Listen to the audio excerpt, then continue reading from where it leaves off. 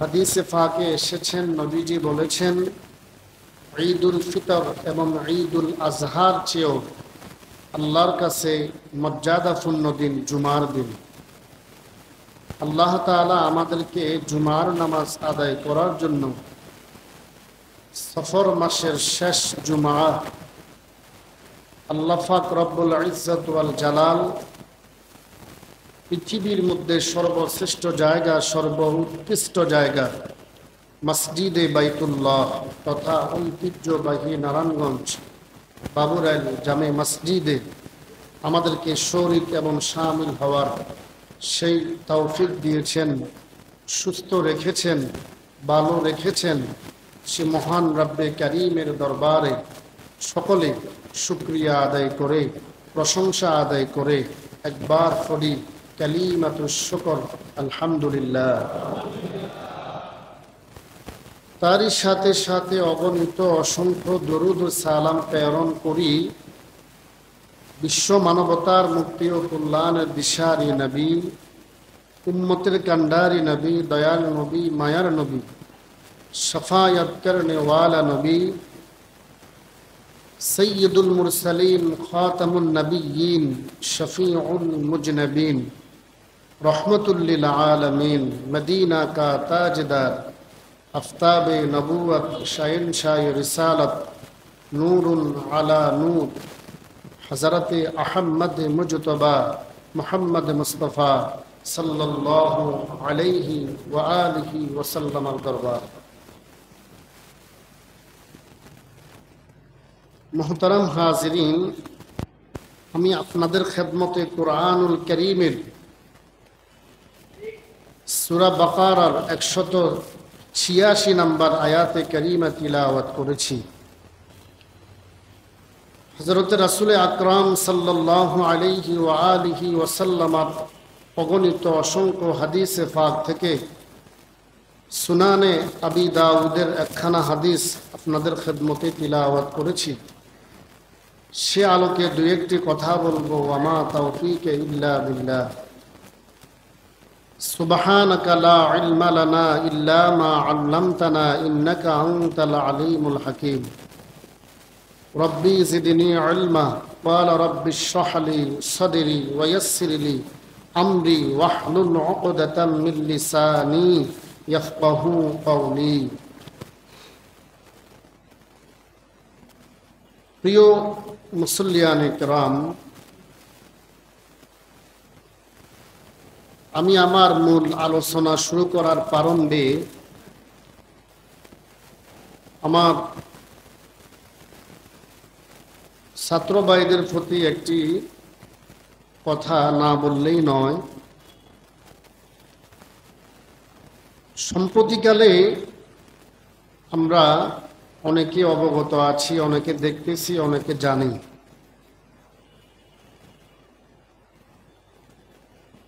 বাংলাদেশ সহ গোটা বিশ্বের মধ্যে উজ্জ্বল নক্ষত্র হলো শিক্ষক সমাজ।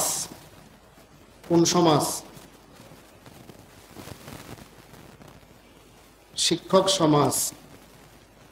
বাংলাতে একটি প্রবাদ বাক্য আছে, মা বাবা ছেলে সন্তান জন্ম দেয়, কিন্তু মানুষের মতো মানুষ হিসেবে গঠন করে একজন শিক্ষক।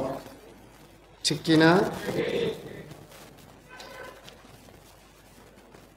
যত বড় জ্ঞানী গুণী হোক, শিক্ষিত সমাজ একজন বিচারপতি, সচিব, মন্ত্রী, প্রধানমন্ত্রী, রাষ্ট্রপতি, প্রফেসর, ডাক্তার, ইঞ্জিনিয়ার, যত জ্ঞানী আলেম, ওলামা, মুফতি, মুহাদ্দিস, হাফেজ, কারি, মসজিদের ইমাম, খতিব, এলেম ছাড়া কি এগুলো অর্জন করা যায়? জ্ঞান ছাড়া, শিক্ষা ছাড়া? এগুলো জ্ঞান অর্জন করার জন্য আমাদেরকে মাদ্রাসা, কলেজ, ইউনিভার্সিটিতে যেতে হয়, আর শিক্ষকদের শরণাপন্ন হতে হয়। কথা বলেন ঠিক কিনা? সেই শিক্ষক জাতি যদি লাঞ্ছিত হয়, আমি আজকের বয়ানের মাধ্যমে বলতে চাই, একটি বাপ সম্প্রসারণ আছে স্বাধীন করার চেয়ে স্বাধীনতা রক্ষা করা বড় কঠিন, ঠিক কিনা ভাই? আমরা চোখ বন্ধ করলে দেখতে পাই মানুষের বড়ত্ব, মহত্ব, শক্তি, অহংকার, প্রতিপত্তি বেশি দিন থাকে না। আমরা যদি আজকে ওই বিষয়গুলোর প্রতি যদি নজর না রাখি, খেয়াল না করি, এই অধঃপতন আমাদেরও হতে কারণ আল্লাহ তাআলা সব কিছু পছন্দ করেন, একটা জিনিস পছন্দ করেন না, সেটা হলো অহংকার। সেটা কি? এবং সীমালঙ্ঘন। কি? সীমালঙ্ঘন। যে জাতি যত বেশি সীমা লঙ্ঘন করেছে সেই জাতি অতি দ্রুত ধ্বংস হয়েছে। কিছু কিছু মানুষের বদদোয়া আল্লাহ তাআলা ফেরত দেন না। তাদের মধ্যে একটা শ্রেণী আছে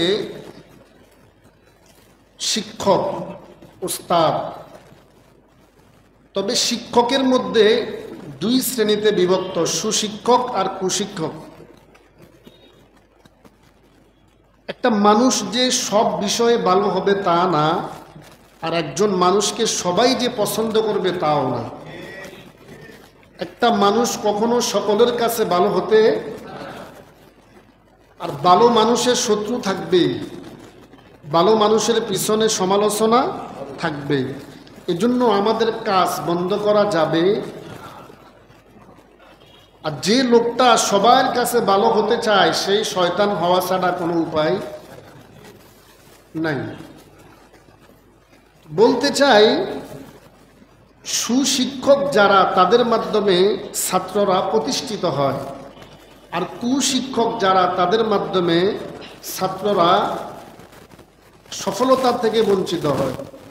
তবে ছাত্র সমাজ যেমনিভাবে এই সন্তান বাবা মায়ের বিচার করার ক্ষমতা নাই, ছাত্র ছাত্রীদেরও শিক্ষকের বিচার করার ক্ষমতা নাই। কোনো শিক্ষক যদি অপরাধী হয় তার বিচার করার জন্য শিক্ষা মন্ত্রণালয় আছে, স্কুল কলেজ ইউনিভার্সিটির ম্যানেজিং কমিটি আছে, আমাদের সরকারি প্রশাসন, ডিসি, শিক্ষা অফিসার, ঊর্ধ্বতন কর্মকর্তা আছে। আমি ছাত্র ভাইদের কাছে আকুল আবেদন করব, তোমরা দরখাস্তের মাধ্যমে তাদেরকে জানিয়ে দাও, তারা ওনার সুষ্ঠু বিচার করবে। কিন্তু আমরা এই বর্তমানে যে বিষয়গুলো আজকে কয়েকদিন দেখতেছি, শিক্ষক, আপনার বিশেষ করে প্রধান শিক্ষক, অধ্যক্ষ, প্রিন্সিপাল, এদের প্রতি বেশি টর্চারিং আসতেছে। হ্যাঁ, মানুষের দিলের মধ্যে কষ্ট থাকলে মানুষ যেটা করে আর কি, সেটা আমি আগে বলছি, সে যদি অপরাধী হয় ঊর্ধ্বতন কর্মকর্তা তাদেরকে আপনারা জানান, তারা সেটার সুষ্ঠু তদন্ত করে বিচার করবে। কিন্তু ছাত্রছাত্রীরা যেভাবে শিক্ষকের উপর ঝাঁপিয়ে পড়তেছে, আমি আশ্চর্যান্বিত হলাম। কোন কলেজ আমি জানি না, প্রধান শিক্ষক সম্ভবত ওনাকে উনি পদত্যাগের জন্য স্বাক্ষর করতেছে, স্বাক্ষরটা শেষ, উনি স্টপ করে ফেলছে। এটা দেখছেন হয়তো বা অনেকে, স্টপ করে ফেলছে। এখন বেঁচে আছে কি নাই ওটা তো আর আমরা জানি না। মানুষের দিলের বদদোয়া, এটার মতো কঠিন জিনিস পৃথিবীতে আর কিছুই হতে পারে। আর শিক্ষক, এটা মা বাবার চেয়ে কোনো অংশে কম না, এরা মা বাবার চেয়ে কোনো অংশে কি না, কম না। এখনো পর্যন্ত আমি আমার মুক্তবের শিক্ষক থেকে শুরু করে প্রাইমারি, আপনার মাদ্রাসা, কামিল পর্যন্ত আমরা যাদের কাছে পড়াশোনা করছি, ওস্তাদারা যদি, আমাদের শিক্ষক যদি সামনে পড়ে যায়, এখনো ফাঁদরে কদম বুসি করি দোয়া চাই। তো অনেক শিক্ষক আছে, আরবি প্রভাষক, মুহাদ্দিস, হাত ধরে ফেলে বলে, তোমরা তো এখন বড় হয়েছ, এখন মাওলানা মানুষ, সালাম করার দরকার নেই। এই যে শিক্ষকদের দিলের যে দোয়া, মনে রাখবেন, একটা মানুষ অনেক খারাপ ছাত্র আদবের কারণে আল্লাহ পাক তার মর্যাদা অনেক উপরে নিয়ে যায়। আর ভালো ছাত্র, 1 নাম্বার ছাত্র, ফার্স্ট সিটে বসা ছাত্র বেয়াদবির কারণে, শিক্ষকের সাথে বেয়াদবি করার কারণে পরবর্তীতে রিক্সা চালায়, ভ্যান গাড়ি চালায়, লাঞ্ছনা গঞ্জনা ছাড়া তার জীবনে আর কিছুই বাকি থাকে না। আদবের মধ্যে অনেক কিছু আছে। আদবের কারণে মানুষ অনেক উপরের দিকে উঠে যায়, আর বেয়াদবির কারণে মানুষ নিম্ন শ্রেণীতে চলে যায়। এই অহংকার প্রতিপত্তির কারণে শয়তানের লক্ষ বছরের ইবাদত আল্লাহ তাআলা নিমিষের মধ্যে ধ্বংস করে দিয়েছেন। শুধু বলেছেন আল্লাহর কাছে, খলাকতানি মিন নারিন ওয়া খলাকতাহু মিন তিন। আল্লাহ, আমি আদমকে কেন সেজদা করব? আদম তো মাটির তৈরি, আর আমি তো আগুনের তৈরি। আগুন উপরের দিকে উঠে, মাটি নিচের দিকে যায়। এই অহংকার করার কারণে, বেয়াদফি করার কারণে আল্লাহ তাআলা বলেছেন, আবা ওয়াস্তাকবারা ওয়া কানা মিনাল কাফিরিন। এখন থেকে তুই মারদুদ, বেঈমান, কাফের হয়ে গেছে। শুধুমাত্র আল্লাহর শানে বেয়াদফি করেছেন, অহংকার করেছেন। আল্লাহ তাআলার নির্দেশকে অমান্য করার কারণে লক্ষ বছরের ইবাদত সাথে সাথে মিনিটের মধ্যে নিষ্পেষিত হয়ে গেছে। এজন্য সাবধান আমার ছাত্র ভাইয়েরা, আমরা যথাযথভাবে শিক্ষকদের মর্যাদা সম্মান দেওয়ার চেষ্টা করব ইনশাআল্লাহ। একজন বাদশাহ আকবর, অনেকের নাম শুনেছেন বাদশাহ। ওনার বাসায় একজন শিক্ষক থাকতেন। উনি ওনার ছেলেকে বাসায় পড়াতেন। আমাদের দেশে এই বর্তমানে এই কথাটা বন্ধ হয়ে গেছে। যারা মুরব্বী শ্রেণীর আছেন এখানে, ওনারা জানেন আগে লজিন মাস্টার থাকতো বেশি। লজিন মাস্টার বাড়িতে বাড়িতে, তাদের জন্য আলাদা ঘর ছিল। বাদশাহ আলমগীর উনি শিক্ষক একদিন বাদশার ছেলেকে বলতেছেন, বাবা পাত্রের পানিগুলো তুমি একটু ঢেলে দাও, আমি একটু ওযু করব। হঠাৎ করে বাদশাহ দেখে ফেলছে। বাদশাহ দেখে ফেলার পরে তখন আর কিছু বলে নাই। আর শিক্ষক যিনি, তিনিও দেখছে যে বাদশাহ এই বিষয়টা লক্ষ্য করেছেন। পরবর্তীতে বাদশাহ ওনার খাস কামরাতে, হুজরাতে শিক্ষককে ডাক দিলেন। শিক্ষক বুঝে ফেলছে আমার আর এখানে থাকা যাবে, শুধু থাকা যাবে না তা না, হয়তো বা আমাকে শাস্তির আওতায়ও আসতে হবে। কারণ বাদশার ছেলেকে দিয়ে আমি কি করছি, পানি ঢালাইছি। বাদশাহ আলমগীর শিক্ষককে ডেকে বলে, শিক্ষক মহোদয়, আপনি কি আমার সন্তানকে আদব শিখান নাই? শিক্ষক বিস্মিত হয়ে বাদশার দিকে তাকিয়ে বলেন, জাহাবানা, কি বললেন? তখন বাদশাহ বলেন, শিক্ষক, আমি দেখতে পেলাম আপনার পায়ের মধ্যে আমার ছেলেটা পানি ঢালতেছে। এমন কি আদব আপনি শিখালেন, আমার ছেলেটা তার হাত দিয়া আপনার পাগুলো কেন পরিষ্কার করে দিল না? ইতিহাস হয়ে গেছে। আজকে কি বাদশাহ আলমগীর আছে? নাই। কিন্তু যুগ যুগ ধরে এই বাদশাহ আলমগীরের এই প্রবন্ধটা, এই গল্পটা আমার মনে হয় সম্ভবত ইউনিভার্সিটিতেও পড়ায়। ভাই, শিক্ষকদেরকে আমরা সম্মান করতে শিখি, ওনারা জাতির কর্ণধার। কথা বলেন ঠিক কিনা?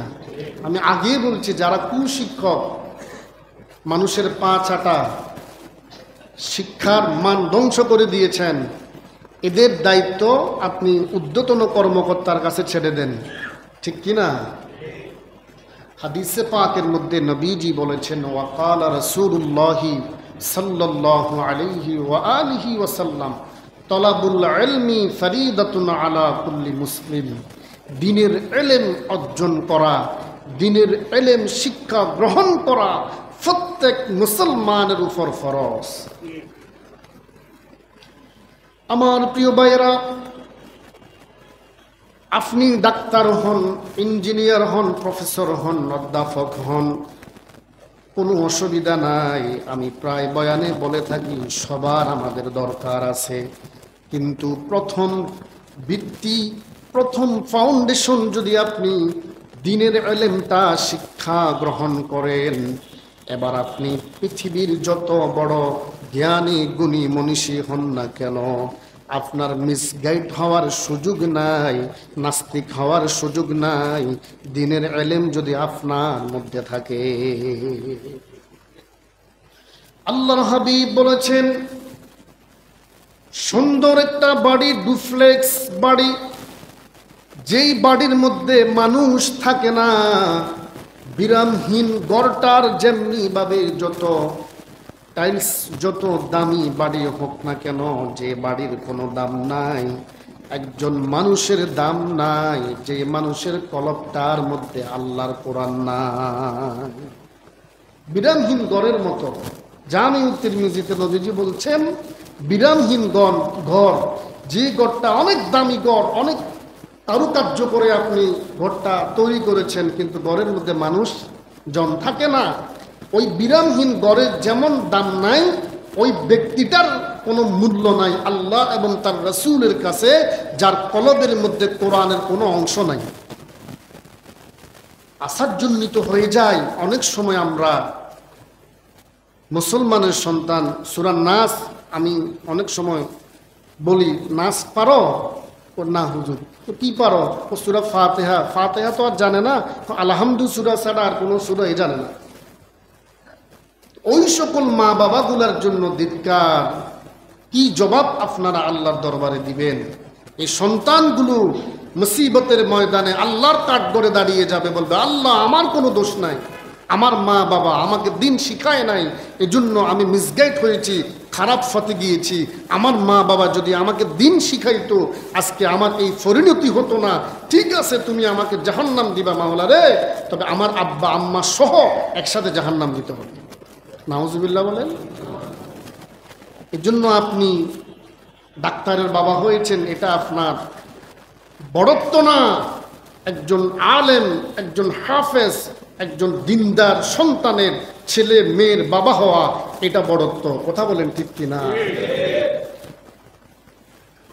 হাদিসে পাকের মধ্যে নবীজি বলেছেন, ওয়াকালা রাসূলুল্লাহি সাল্লাল্লাহু আলাইহি ওয়া আলিহি ওয়াসাল্লাম, খায়রুকুম মান তাআল্লামাল কুরআনা ওয়া আল্লামা।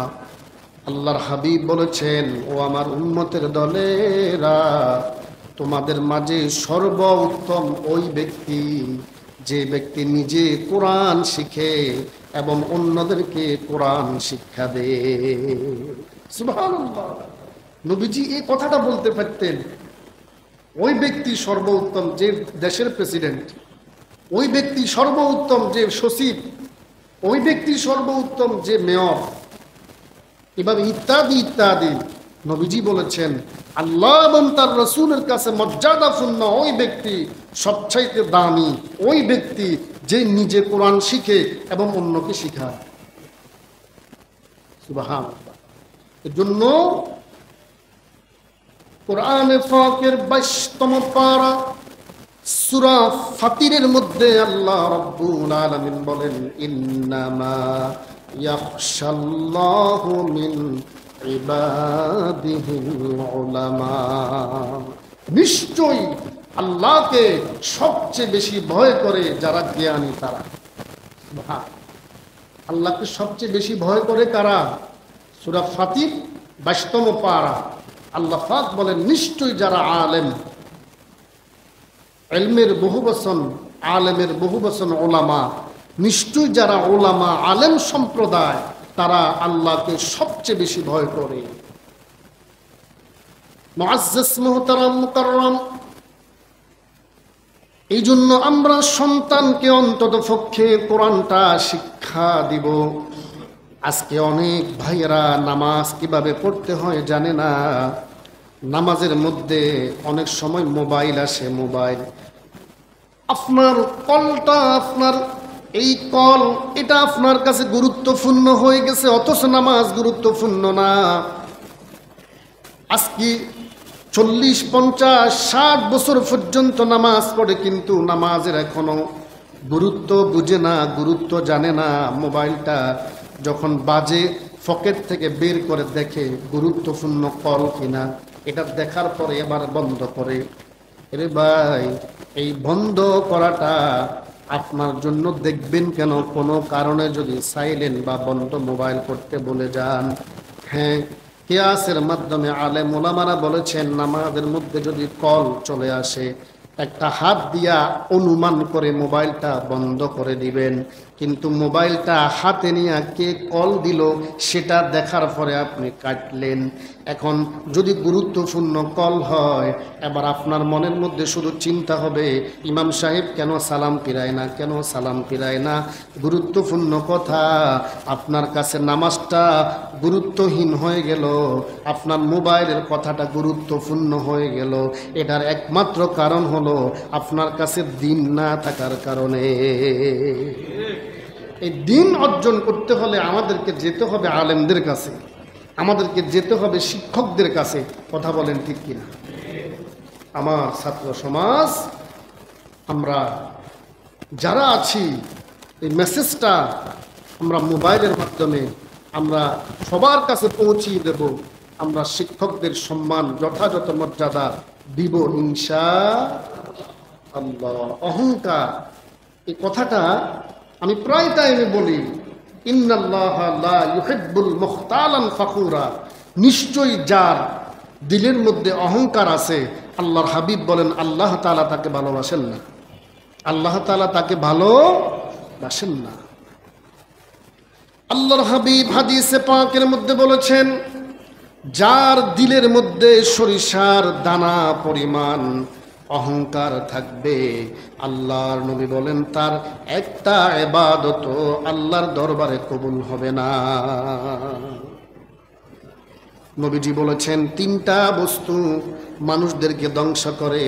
1 নাম্বার লোভ, 2 নাম্বার হিংসা, 3 নাম্বার অহংকার। আপনি বিচারপতি দেখেন, দিন না থাকলে যা হয়, ভিতরে অহংকার প্রতিপত্তি থাকলে যে যা হয়। একজন বিচারপতিকে মানুষ সম্মান করে, সেই অবসর গ্রহণ করার পরেও ওই বিচারপতি যতদিন পর্যন্ত জজ কোর্টে, হাইকোর্টে, সুপ্রিম কোর্টে যাবে, মানুষ তাকে সম্মান করবে। কারণ যদি তার কাছে আদাওয়াত থাকে, তার কাছে ইনসাফ থাকে, তার কাছে ন্যায় বিচার থাকে। আর আপনি ক্ষমতার মসনদে বসিয়া যদি 2 নাম্বারি করেন, তাহলে এই ক্ষমতা যতদিন আছে ততদিন সম্মান আছে, ক্ষমতা শেষ আপনাকে মানুষ, সাধারণ মানুষও মনে করবে না। এই জ্বলন্ত প্রমাণ হলো বাংলাদেশের একজন বিচারপতি শামসুদ্দিন মানিক। কেমন অহংকারী লোকটা ছিল জানেন? একদিন তিনি হাইকোর্টে ঢুকতেছেন, ডিউটিরত একজন পুলিশ, যাকে আমরা ট্রাফিক পুলিশ বলি, পুলিশটা ছাতা নিয়ে দাঁড়িয়ে আছে রৌদ্রের মধ্যে, ডিউটি করতেছে। তার কি কষ্ট হচ্ছে না ভাই? কষ্ট হচ্ছে না? কষ্ট হচ্ছে। জি, সেই একজন মানুষ, পুলিশটা, ট্রাফিক পুলিশটা কেন তাকে সালাম দিল না? গাড়িটা অফ করে ওই ট্রাফিক পুলিশটাকে যা তা খারাপ ব্যবহার করলো। বাংলাদেশের ওয়াকফকৃত সম্পত্তি, অনেক একর সম্পত্তি সেই মেরে দিয়েছেন, জুলুম করে কাগজপত্র করেছেন, এবং ইত্যাদি ইত্যাদি। যেই বিচারপতি মানুষের বিচার করত, একটা টকশোর মধ্যে বাংলাদেশের প্রথিতযশা একজন আলেম আল্লামা ডক্টর মুফতি এনায়েতুল্লাহ আব্বাসী হুজুরকে ভণ্ড বলেছেন। এর 1 সপ্তাহ পরে আল্লাহ রাব্বুল আলামিন অসন্তুষ্ট হয়ে গেলেন। অসন্তুষ্ট হওয়ার পরে অধঃপতন শুরু হয়ে গেল। তুমি কিসের বিচারপতি? দেশ ছেড়ে যদি চুরি করে চলে যেতে হয় তো তুমি কিসের বিচার করলা? কলা পাতার মধ্যে শুরু হয়েছে, দেখছেন না? মানুষ মাইরা বিজিবির হাতে উঠাই দিয়েছে। আর যখন সিলেটের আপনার কোর্টে উঠাই দিয়েছে তখন তো অবস্থা দেখছেন। কি বলবো, লজ্জাকর বিষয়। অনেক সেই জখম হয়েছে। তার অপারেশন পর্যন্ত লাগছে। তো আমি বলতে চাই ভাই, ক্ষমতা দেওয়ার মালিকও আল্লাহ, ক্ষমতা নেওয়ার মালিকও আল্লাহ। এজন্য যে মানুষটা যত বেশি উপরে যায়, সে যদি বিনয়ী হয়, সে যদি কি হয়, বিনয়ী হয়, আল্লাহর হাবিব হাদিসে পাকের মধ্যে বলেন, ওয়াকাল রাসূলুল্লাহ সাল্লাল্লাহু আলাইহি ওয়াসাল্লাম, মান তাওয়াআদা লিল্লাহি রাফাআহুল্লাহ। সহিহ আল বুখারীতে নবীজি বলেছেন, যে ব্যক্তি আল্লাহর জন্য বিনয়ী হয়, আল্লাহ তাআলা তার সম্মান এবং মর্যাদা বাড়াইয়া দেন। এজন্য আল্লাহ পাক যত উপরের দিকে নিয়ে যাবে, আপনি তত ছোট হয়ে যান, তত ছোট হয়ে যান। আল্লাহ হাবিব বলেন, আল্লাহ পাক শুধু তোমাকে বড়ই করবে, শুধু বড়ই করবে। আর তোমার মধ্যে যদি অহংকার চলে আসে, মনে রাখবে তোমার অধঃপতন নিশ্চিত। টুডে টুমরো, আজ না হয় কাল। কথা বলেন ঠিক কিনা? অতএব বাহাদুরি, ক্ষমতা, প্রতিপত্তি, রাজত্ব, অহংকার এগুলো করার একমাত্র মালিক ইন্নাকা আলা কুল্লি শাইইন কাদির। কোন মানুষের বড়ত্ব, অহংকার করার ক্ষমতা পৃথিবীতে না। আল্লাহ পাক আমাদেরকে বুঝার এবং মানার, আমল করার তৌফিক দান করুক। সকলে পড়ি আমিন। আমি আমার মুসল্লিদের প্রতি আন্তরিক শুকরিয়া আদায় করছি। অনেকে খবর নিয়েছেন, হুজুর আপনার বাড়ির অবস্থা কি, আপনার আব্বার অবস্থা কি। আলহামদুলিল্লাহ, 6 দিন পরে আমি আমার আব্বার সাথে কথা বলেছি। আলহামদুলিল্লাহ ভালো আছেন। ওনারা মসজিদের দোতলায় ছিলেন। তো আমি গত মঙ্গলবারে আমার বাবুরাইলের যুবক, আমরা 10-11 জন ছিলাম, আমি সহ 13 জন। তারা 2 দিন পর্যন্ত না ঘুমিয়ে কষ্ট করে মানুষের দ্বারে দ্বারে গিয়ে কাপড় চোপড় উঠিয়েছেন, টাকা উঠিয়ে এগুলো প্যাকেটিং করে আবার বড় টাক দিয়া গেলেন, আবার টাকের মধ্যে আসলেন। কষ্ট হয়েছে কি হয় নাই? অনেক কষ্ট হয়েছেন। তো আল্লাহ পাক এই যুবকগুলাকে জাযায়ে খায়ের দান করুক। সকলে পড়ি আমিন।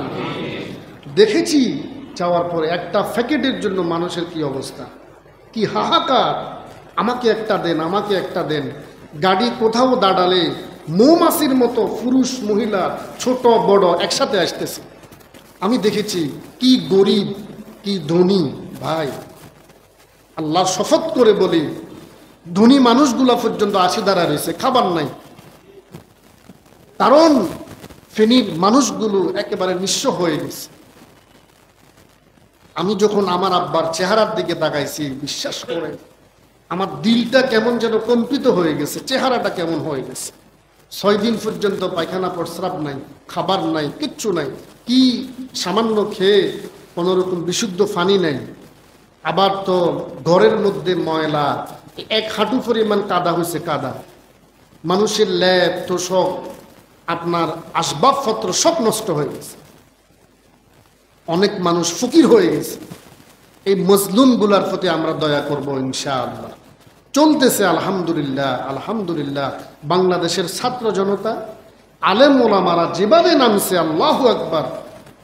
আলেম ওলামারা, মানুষ যে বলে আলেমেরা শুধু নেই, দিতে পারে না।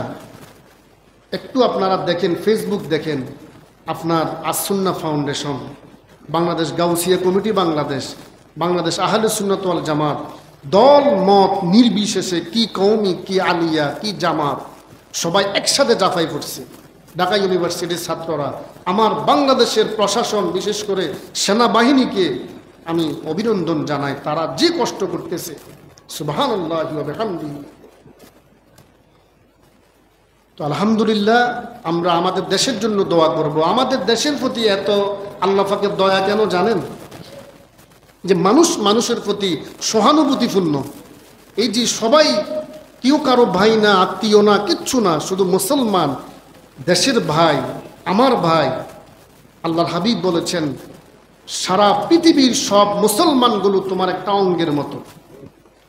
আর এই ইসলাম, এটা সম্প্রীতির ধর্ম, ইসলাম মানবতার ধর্ম, ইসলাম মানব কল্যাণের ধর্ম। এটার প্রমাণ এই বন্যার মধ্যে আমরা দেখেছি। অনেক হিন্দুরা, মা বোনেরা ফেনীর মসজিদের দোতলার মধ্যে অবস্থান নিয়েছেন, মুসলমান কি মারি ফেলছে? মুসলমান মারার পক্ষে না, মুসলমান সাম্যের পক্ষে, মুসলমান শান্তির পক্ষে। এই পৃথিবীতে যত জঙ্গিবাদ, যত মারামারি, যত কাটাকাটি সব বেঈমানদের পক্ষ থেকে আসে। আর সুযোগ বুঝে এই বেঈমানগুলো মুসলমানদেরকে জঙ্গি বানায়। আমার একজন হিন্দু, আমাদের ফেনীর পরশুরামের, সে বলতেছে, এটা আমার ফেসবুকে আমি দিয়েছি, হুজুরেরা আমাদেরকে ত্রাণ দিতেছে, আমরা ভালো আছি। হিন্দু বলতেছে, হিন্দু। তাহলে এর দ্বারা বোঝা যায় ইন্নাদ দীনা ইনদাল্লাহিল ইসলাম, আল্লাহর মনোনীত ধর্ম ইসলাম, এটা শান্তির ধর্ম। কথা বলেন ঠিক কিনা? যারা ত্রাণ দিতেছে, কে হিন্দু কে মুসলমান এদিকে তাকাইতেছে? এই ভাইগুলা কত কষ্ট করে এই ফানির মধ্যে দাঁড়ায় দাঁড়ায়, রাত্রে, একদিন রাত্রে গেছে, পরের দিন রাত পর্যন্ত এগুলো বিল্লি করে। আমাদের মসজিদের কমিটির অনেকে গিয়েছেন, আমার অনেক ভাইয়েরা, আমাদের ধর্ম বিষয়ক সম্পাদক আমার মুজাহিদ ভাই, লিমন ভাই সহ অনেকে গিয়েছেন। একদিন রাত্রে গেছে, পরের দিন রাত পর্যন্ত আমি ফোন দিছি, ওনারা বিতরণ করতেছে। কেন? কোনো স্বার্থ আছে? কোনো স্বার্থ আছে? এটাই মানব কল্যাণ, এটাই মানব কল্যাণ। আজকে আপনিও যদি বিপদে পড়েন, আল্লাহর পক্ষ থেকে আপনার জন্য সাহায্য আসবে, মনে রাখবেন। আর স্বার্থপর মানুষ কখনো নিজে উপরের দিকে উঠতে পারে না, কখনো উঠতে পারে না। যারা মনে করে আমি খাই আমি বাঁচি, আমি খাই আমি বাঁচি, আমার দরকার কি, এরা হলো স্বার্থপর। এরা কখনো আল্লাহর কাছেও বড় হতে পারে না, দুনিয়ার মানুষের কাছেও তারা বড় হতে পারে না। গতকালকে আসরে যখন আমাকে বললেন, আমি এই আজকেই আমার ফ্যামিলি সহ চলে যেতাম, আমার আত্মীয় স্বজন, বোন, আমার আব্বা সহ, যে কি অবস্থা, আমি কি বলবো, আমার বাসা নাই। তবে এই মাহফিলটার জন্য রোববারে আমি যাচ্ছি না। আমার ভাই বলছেন, আপনি যান, জুমা ফাললে আসি, না ফাললে কোনো সমস্যা নাই। এটা যখন বলছে, আমার দিল থেকে দোয়া আসছে। এই কথাটা বলছে, একটা স্যাক্রিফাইস, মানুষের প্রতি মানুষের দয়া। হাল জাযাউল ইহসানি ইল্লাল ইহসান, যে মানুষের প্রতি দয়া করে আল্লাহ পাক তার প্রতি দয়া করে। কথা বলেন ঠিক কিনা? আল্লাহ পাক আমাদের দেশটার প্রতি রহমত নাজিল করুক, সকলে পড়ি আমিন। এই দেশটার প্রতি যেভাবে বন্যা হয়েছে, একজন মানুষও বাঁচার কথা না, একটা মানুষও বাঁচার কথা না। আল্লাহ পাক অশেষ দয়ার কারণে এই মানুষগুলোকে হেফাজত করেছেন। কথা বলেন ঠিক কিনা? আল্লাহ পাক যেন আমাদের সকলের প্রতি, আমাদের দেশটার প্রতি যেন রহমত নাজিল করে, পড়ি আমিন। একটু দরুদ শরীফ পড়ি, আল্লাহুম্মা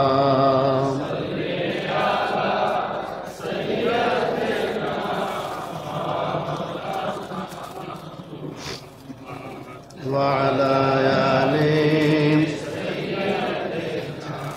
মাওলানা মুহাম্মদ। মুআজ্জাজ মুহতারাম, আমি আপনাদের খেদমতে যে আয়াতে কারিমা পড়েছি, সূরা বাকারার 186 নম্বর আয়াত।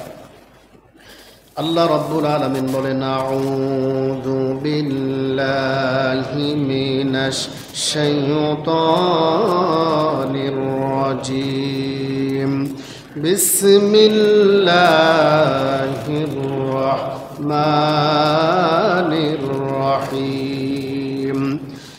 وَإِذَا سَأَلَكَ عِبَادِي عَنِّي وَإِذَا سَأَلَكَ عِبَادِي عَنِّي فَإِنِّي قَرِيبٌ أُجِيبُ دَعْوَةَ الدَّاعِ إِذَا دَعَانِ فَلْيَسْتَجِيبُوا لِي وَلْيُؤْمِنُوا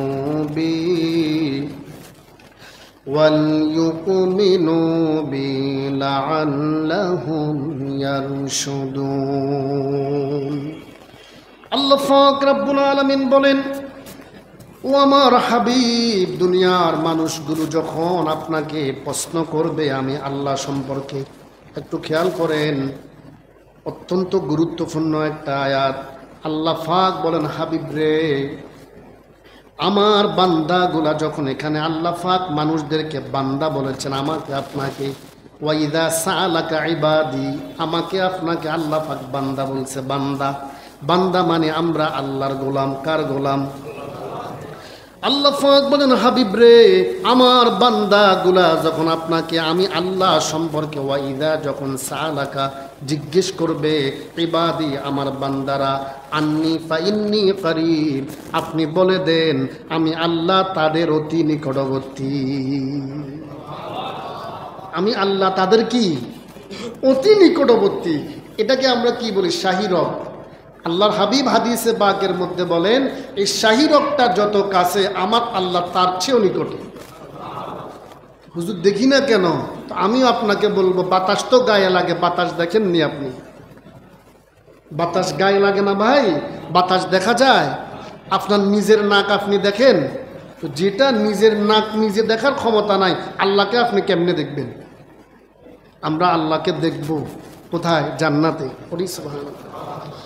আল্লাহ পাক যখন বান্দাদেরকে পৃথিবীর জান্নাতের সব নেয়ামতগুলা দিয়ে দিবে, এবার আল্লাহ পাক বলবেন, সহিহ আল বুখারীর বর্ণনা, বান্দারে সব তো দিলাম, আর কি চাও? এবার সব বান্দাগুলো বলবে, আল্লাহ জান্নাতের এত নেয়ামত আমরা পাইলাম, মাওলা রে আমরা একটু জান্নাতের মালিককে দেখতে চাই। সন্তান যখন বাবার কাছে কোনো একটা আবদার করে, কোনো একটা কি করে আবদার করে, অথবা কিছু আপনার এলাকার যুবকেরা যদি একটা সমাজপতির কাছে একটা আবদার করে, সেটা অনেকে রাখতে হয়। তো আল্লাহর কাছে যখন জান্নাতি মানুষগুলো আবদার করছে, আল্লাহ এত নেয়ামত দিয়েছেন আলহামদুলিল্লাহ, আরেকটা আপনার কাছে আমাদের আবদার আছে। তো আমার আল্লাহ বলবেন, কি আবদার? বলবে, বান্দারা আল্লাহ আপনাকে একটু দেখতে চায়, আপনাকে একটু। আমার আল্লাহ বলতেছেন, ঠিক আছে, আমি তোমাদের কোনো কিছু অপূর্ণ রাখবো না। একটা মাত্র ৭০,০০০ নূরের ফদ্দার একটা ফদ্দা সামান্য ফাঁক করার কারণে তুর পাহাড় সুরমা হয়ে গেছে, মুসা নবী বেহুশ হয়ে জমিনে পড়ে গেছে। তো আমার আল্লাহ সেদিন ৭০,০০০ নূরের ফদ্দা ছেড়ে দিবেন, বান্দাদের সামনে চলে আসবে, আর বান্দারা আল্লাহ তাআলার কুদরতি চেহারার দিকে তাকিয়ে থাকবে। এবার বলেন, জান্নাত যে আল্লাহ দিবে, তাহলে আল্লাহকে দেখার মতো যে পাওয়ার লাগে, আল্লাহ পাক সে পাওয়ারটা দিয়েই মানুষগুলোকে জান্নাত দিবে। এই জন্য আল্লাহ পাক বলেন, হাবিব, মানুষ যখন আপনাকে প্রশ্ন করবে আমি আল্লাহ সম্পর্কে, আপনি তাদেরকে বলে দেন আমি তোমাদের অতি নিকটবর্তী। পড়ুন না সুবহানাল্লাহ। শুধু তাই না, উজিবু দাওয়াতাদ দাঈ ইযা দান, আমার বান্দারা যখন আমাকে ডাক দে, আমাকে ডাকে, আমাকে যখন সেজদায় পড়ে ডাকে, দুই হাত তুলে ডাকে, আমার আল্লাহ বলেন আমি আমার বান্দাদের ডাকে সাড়া দিই। আমরা শুনি না আর কি। হয়তো আপনি বলতেছেন, আল্লাহ আমাকে 10 কোটি টাকার মালিক বানাই দেন, আল্লাহ মনে শুনে নাই, শুনে নাই, শুনছে। তবে যেটা দরকার আল্লাহ পাক সেটা বান্দার মরণের একদিন আগে হলেও দিবে। যেটা দরকার, যেটা দরকার নাই, আপনি অযথা একটা অন্যায় আবদার করতেছেন। আমি যদি ওই যে বাংলাদেশের রাষ্ট্রপতির মেয়ে বিয়ে করতে পারতাম আল্লাহ, তো এটা কি অন্যায় আবদার না ভাই? আপনি কোথায় থেকে কি চাইতেছেন? আল্লাহ তো পারে, আল্লাহ কি পারে, তবে সব দোয়া আল্লাহ পাক কবুল করে যেটা বান্দার জন্য কল্যাণ, যেটা বান্দার জন্য কল্যাণ। যেমন আমি গ্রামে থাকা অবস্থায় বলতাম, আল্লাহ এমন একটা মসজিদের খতিব আমাকে বানান যেখানে বয়ান করতে গেলে আমি অনেকগুলো মানুষ দেখি। একদিনে হয়ে গেছে, একদিনে হয়ে গেছে। মেহরাবের দোয়া করবেন, দোয়া কখনো ফেরত যায় না। আমার আরেকটা স্বপ্ন দোয়া আছে, আল্লাহ আমি যেন 1 টাকা ছাড়া তোমার মসজিদের খেদমত করতে পারি। এই মেহরাবে বসে বলতেছি, আল্লাহ যদি শুধু আমাকে চলার মতো ব্যবস্থা করে দে, আমি মৃত্যুর আগ মুহূর্ত পর্যন্ত মসজিদের খেদমত করব, 1 টাকাও নেব না, সেটা শহর হোক আর গ্রাম হোক। তো আমাকে চলার মতো যদি আল্লাহ ব্যবস্থা করে দে, হালালভাবে। কিভাবে? হালালভাবে। হারামভাবে কোটি টাকার মালিক হলে লাভ কি? আসেনি, যাইতেছে ট্রাকের মধ্যে, তো বন্ধুকে ধরছে, আরেক বন্ধু বলতেছে উজি অমুক, যে আনিসুল হকে বলতেছে, এই যে আমারে ধরছ সালমান এফ রহমান, তো ওই তো কিসের বন্ধু বানাইলেন, কিসের বন্ধু বানাইলেন না? যে বন্ধু বিপদের সামনে থাকে না, তার মতো নাফরমান পৃথিবীতে না। এই জন্য আল্লাহর হাবিব বলেন, আল মারউ মা মান আহাব্বা, দুনিয়াতে যে যাকে ভালোবাসবে তার সাথে তার হাসর হবে। তার সাথে তার জান্নাত হবে, তার সাথে তার মিজান হবে, তার সাথে তার ফুল সেরাত হবে। এজন্য একজন ভালো মানুষকে ভালোবাসেন, সত্যবাদীকে ভালোবাসেন, আলেমকে ভালোবাসেন, একজন আলেমকে মোহব্বত করেন, এটা ইনশাআল্লাহ নাজাতের ওসিলা হয়ে যায়। তবে হক্কানি কি বলেন না, কি হক্কানি? হক্কানি আল্লাহর হাবিব বলেন, যদি তোমার সম্ভব হয় তোমার ছেলেকে আলেম বানাও, ছেলেকে যদি না পারো তোমার আলেমের সাথে সম্পর্ক আত্মীয়তা করো, ওটাও যদি না পারো অন্তত পক্ষে আলেমের সাথে বন্ধুত্ব করো, ওটাও যদি না পারো একজন আলেমকে ভালোবাসো। সুবহানাল্লাহ পড়তেন না? এজন্য আল্লাহ পাক বলেন, আমার বান্দারা যখন আমাকে ডাক দেয় আমি তাদের ডাকে সাড়া দিই। আবার আল্লাহ পাক বলেন, ফালইয়াসতাজিবু লি ওয়াল ইউমিনু বি, আর আমি যখন তাদেরকে ডাক দিই তারা যদি আমার ডাকে সাড়া দেয়, তারা যদি আমার ডাকে সাড়া দেয় এবং ঈমান গ্রহণ করে, লাআল্লাহুম ইয়ারশুদুন, তাহলে আল্লাহ পাক বলতেছেন তারাই সঠিক পথ প্রাপ্ত। সুবহানাল্লাহ। আমি আল্লাহ যখন ডাক দিই, আল্লাহকে সরাসরি ডাক দিবে? আল্লাহকে সরাসরি ডাক দিবে? আমার নবী যখন ডাক দিবে, হানজালা ফরজ গোসল বাদ দিয়া যুদ্ধের ময়দানে ঝাঁপিয়ে পড়লেন, উহুদের ময়দানে। যারা যুদ্ধের ময়দানে শাহাদাত বরণ করে তাদেরকে গোসল দিতে হয় না, গোসল ছাড়া তাদেরকে কাফন পড়াই ওই রক্তমাখা শরীর অবস্থায় কবরের মধ্যে শোয়াইয়ে দেওয়া হয়। কিন্তু সব মানুষগুলো আসছে আত্মীয় স্বজনের খোঁজ করার জন্য। ইমা হযরতে হানজালা রাদিয়াল্লাহু তাআলা আনহুর শরীর মুবারক পাওয়া যাচ্ছে না। এবার আল্লাহর হাবিবও চিন্তিত হলেন। জিব্রাইল এসে বলতেছেন, ইয়া রাসূলুল্লাহ, ইয়া হাবিবাল্লাহ, চিন্তা করার কারণ নাই, আপনার চাচা হানজালার গোসল আসমানের রহমতের ফেরেশতারা আসমানের মধ্যে দিতেছেন, পড়ুন না সুবহানাল্লাহ। কিছুক্ষণ পরে হযরতে হানজালা রাদিয়াল্লাহু তাআলা আনহুর লাশটা নবীজির সামনে এনে দেওয়া হলো ফেরেশতাদের মাধ্যমে। আমার নবী বলেন, আমি লক্ষ্য করে দেখলাম জান্নাতের পানির সুঘ্রাণ আমি নবীর নাক মুবারকের মধ্যে পাওয়া যায়। আল্লাহ পাক দুনিয়াতে মুমিনদেরকে পুরস্কৃত করে, দুনিয়াতে মুমিনদেরকে পুরস্কৃত, এগুলো জ্বলন্ত প্রমাণ তো ভাই, জ্বলন্ত প্রমাণ। আমি নিজে দেখছি, আমি নিজে 10 টাকা যদি কাউকে মায়া লাগছে দিই, আল্লাহর কি মেহেরবানি, পরের সময় দেখি এই 10 টাকার কি বলবো ভাই, এই 10 টাকার বিনিময়ে আল্লাহ পাক 10-এ 10 দিয়া দেয়। আরেক মুসল্লি হঠাৎ করে আসি, হুজুর দোয়া করি, কি রে 1000 টাকা, ওই যে 10 টাকা, সুবহানাল্লাহ পড়েন না? এই জন্য মানুষের প্রতি দয়া করলে আল্লাহ তার প্রতি দয়া করে, মানুষের প্রতি দয়া করলে আল্লাহ তার প্রতি, যত আপনি চিমাই রাখবেন আল্লাহ পাক তত চিমাইয়া দিবে। বখিলের কোনো দোয়া কবুল হয় না, বখিলের কোনো দোয়া, স্বার্থপরের কোনো দোয়া, যত হাত সম্প্রসারিত করবেন তত আল্লাহ পাক শুধু দিবে, আল্লাহ পাক শুধু দিবে। আর আপনি তো নিজেরটা দিতেছেন না, আল্লাহ আপনাকে দিছে বিদায় আপনি দিতেছেন। কথা বলেন সুবহানাল্লাহ বলেন। আরেকটা হাদিস এই আয়াতের আলোকে বলবো। আচ্ছা সংক্ষেপে বলি, শেষ করে দিই। হ্যাঁ, মানে যে হাদিসটা আমি পড়ছি আপনাদের খেদমতে।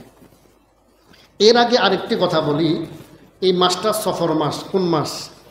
সফর মাস। আখেরি চাহার সোমবার, অর্থাৎ আখেরি মানে শেষ, সোমবার মানে বুধবার। আখেরি চাহার সোমবার মানে কি? সফর মাসের শেষ বুধবার। আল্লাহর হাবিব দুনিয়া থেকে বিদায় হওয়ার আগে, ফদ্দা করার আগে, নবীজি অসুস্থ হওয়ার পরে ওই সফর মাসের শেষ বুধবারে নবীজি একটু সুস্থ হয়েছেন। পড়ি সুবহানাল্লাহ। নবীজি একটু সুস্থ হয়েছেন, নবীজি গোসল করেছেন। এটা নিয়ে পুরা মদিনাতে আনন্দের রোল বয়ে গেছে সাহাবীদের মাঝে। নবীজি সুস্থ হয়ে গেছে। এক একজন সাহাবী যে যেমনি পারছে দান করা শুরু করছে। একেবারে গরিব সাহাবী সাইয়েদনা আবু বকর, তিনি পর্যন্ত 3000 দিরহাম দিয়ে দিছে। হযরত ওসমান রাদিয়াল্লাহু তাআলা আনহু 5000-7000 দিরহাম আল্লাহ রাস্তা দিয়ে দিছে। আমার নবী শুধু সুস্থ হয়েছে এটা শোনার পরে, হযরত আব্দুর রহমান ইবনে আউফ রাদিয়াল্লাহু তাআলা আনহু 100টা উট আল্লাহর রাস্তা দিয়ে দিছে আমার নবী সুস্থ হয়েছে এটা শোনার পরে। নবীজির মহব্বতের কাছে, নবীজির ভালোবাসার কাছে কখনো দলিল খুঁজবেন না, দলিল লাগবে না, এটা ভালোবাসা, এটার নাম ঈমান। আগামী বুধবার একেবারে মুখোমুখি সময় 29 তারিখ, এই মাসটা 29 হওয়ার সম্ভাবনা খুবই বেশি। এই জন্য মাগরিবের পরে তো রবিউল আউয়াল শরীফ আসতেছে, এর জন্য বুধবার যেহেতু শেষ বুধবার, আসর থেকে মাগরিব আমাদের কিছু আলোচনা হবে, মিলাদ দোয়া হবে। আমরা শুধু নবীজির শানে সেটা করব ইনশাআল্লাহ। সবাইকে দাওয়াত দিচ্ছি। তাবারুক আমাদের মুজাহিদ ভাই সেক্রেটারি সাহেব দিয়ে দিবে। আপনারা তাবারুকের জন্য হাদিয়াও দিতে হবে না, শুধু আসবেন নবীর মহব্বতে। আল্লাহ কবুল করুন। যে হাদিসটা আপনাদের খেদমতে একেবারে সংক্ষেপে আমি বলি, আন আবি মুসা আশআরী রাদিয়াল্লাহু তাআলা আনহু قال قال رسول الله صلى الله عليه وسلم إن من إجلال الله إكرام ذي الشيبة المسلم وحامل القرآن غير الغالي فيه والجافي عنه وإكرام ذي سلطان المقصد। জোরে জোরে পড়ুন না সুবহানাল্লাহ। দিনের জন্য কোরআন হাদিসের মহব্বতে যদি 5 মিনিট দেরিও হয়, রাজি আছি তো ভাই? সুনানে আবি দাউদের 4843 নম্বর হাদিস। এটা এই মাহফিলটা ইউটিউবে যাবে। আল্লাহর হাবিব বলেন, যে ব্যক্তি 3 শ্রেণীর মানুষকে ভালোবাসে, সম্মান করে, সে যেন স্বয়ং আল্লাহ রাব্বুল আলামিনকে সম্মান করলো। পড়ুন না সুবহানাল্লাহ। কথাটা কি আপনি ছোট মনে করতেছেন? আল্লাহর নবী বলতেছেন, যে ব্যক্তি 3 শ্রেণীর মানুষকে সম্মান করলো, সে যেন সরাসরি আল্লাহকে সম্মান করলো। সরাসরি কাকে? একেবারে সংক্ষেপ। তার মধ্যে 1 নম্বর ইজলালিল্লাহি ইকরামাদি শাইবাতিল মুসলিম। মুসলমানদের মধ্যে যারা মুরব্বী, যারা বৃদ্ধ মুরব্বী, দাড়ি ফাঁকাওয়ালা মুরব্বী, আল্লাহর হাবিব বলেন, দাড়ি ফাঁকাওয়ালা মুরব্বী যখন আল্লাহর দরবারে হাত উঠায়, আল্লাহ পাক লজ্জিত হয়ে যায়, লজ্জিত হইয়া মজলিসে সবার গুনাহগুলো মাফ করে দেয়। সব দাড়ি ফাঁকাওয়ালা মুরব্বী, সব বৃদ্ধ মুসলমান না, যারা আল্লাহওয়ালা, সব কিছুর মধ্যে কিন্তু একটা কথা আছে। সারা জীবন মদ গাঞ্জা খাই, 2 নম্বরই কাজ করি, এখন আপনি দাড়ি ফাঁকায় ফেলছেন, আপনি করলে হবে না।